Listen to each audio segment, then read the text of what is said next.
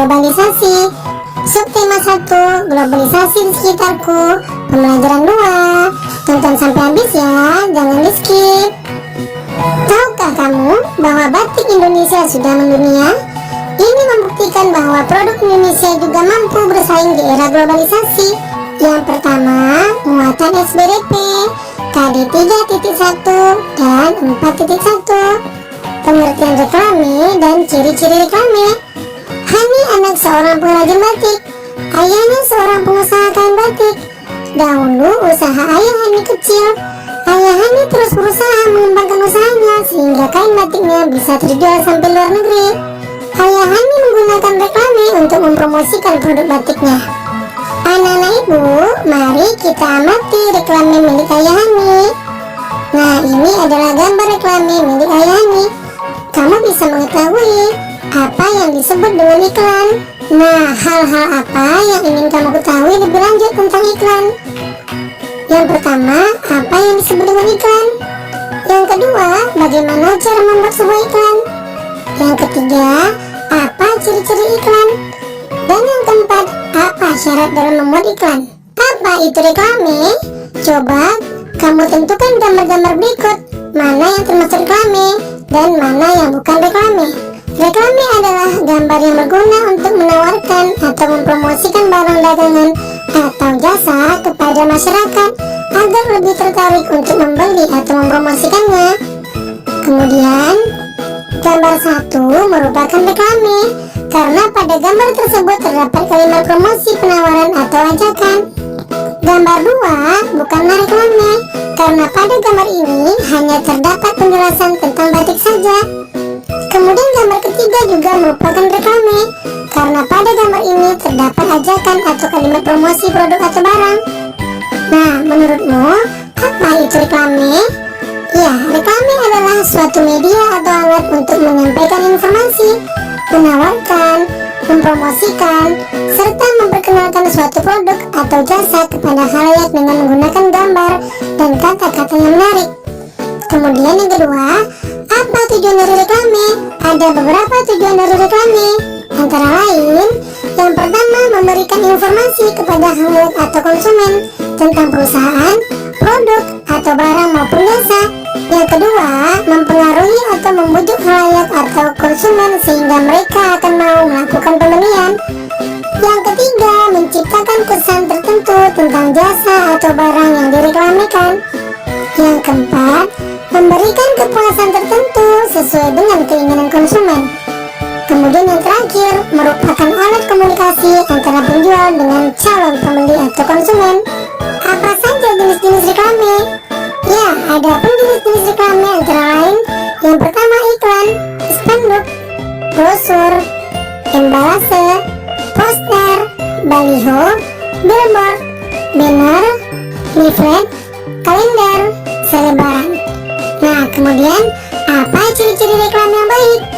Ciri-ciri reklame yang baik adalah berita yang ingin disampaikan bersifat objektif, adanya kejujuran dalam isi reklame, dan dapat dipertanggungjawabkan.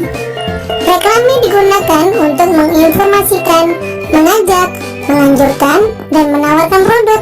Reklame dibuat menarik sehingga pembaca ingin mengikuti anjuran atau membeli barang yang ditawarkan.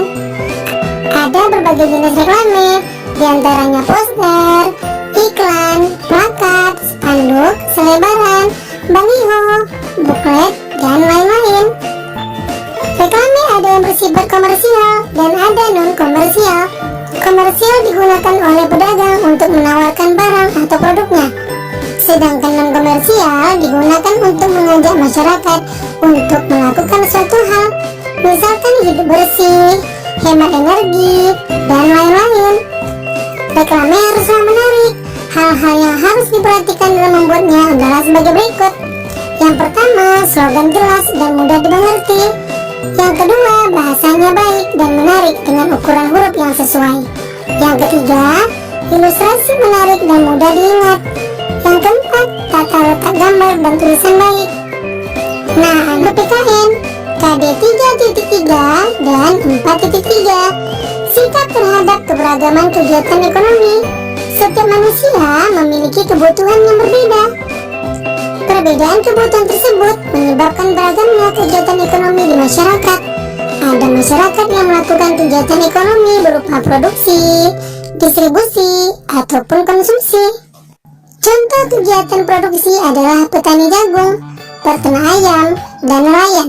Contoh kegiatan distribusi adalah pengantar barang atau kurir, pedagang telur, dan agen beras. Contoh kegiatan konsumsi adalah pembeli makanan dan minuman, pembaca buku, dan pengendara sepeda. Meskipun kegiatan ekonomi yang dilakukan berbeda, kita harus tetap saling menghormati dan menghargai. Kegiatan ekonomi yang berbeda tidak menjadi penghalang kita untuk bersatu. Berikut sikap yang harus kita tetapkan dalam beragam ekonomi di lingkungan sekitar. Yang pertama, saling menghargai dan menghormati antar pelaku kegiatan ekonomi. Yang kedua, membayar barang yang dibeli sesuai dengan harganya. Yang ketiga, bermain dengan teman tanpa membedakan kegiatan ekonomi yang dilakukan oleh orang tuanya. Yang keempat, tidak bersikap sombong terhadap kegiatan ekonomi yang dilakukan oleh orang tua. Yang kelima, memudahkan kurir dalam mengirimkan barang dengan cara memberikan alamat yang jelas. Yang keenam, memuji barang yang dihasilkan oleh pelaku kegiatan ekonomi lain. Dan yang terakhir, melakukan persaingan yang sehat antara pelaku kegiatan ekonomi. Ayah Hani sudah berhasil menjual produk batiknya sampai ke luar negara. Keluarga mereka bisa dikatakan keluarga yang berada dari sisi ekonomi. Ayah Hani selalu berpesan untuk tidak sombong dan tetap hidup sederhana. Nah, anak-anak ibu, berikut adalah cerita yang berjudul Sahabat Tak Terpisahkan. Pause video ini agar kamu dapat membaca dan memahaminya.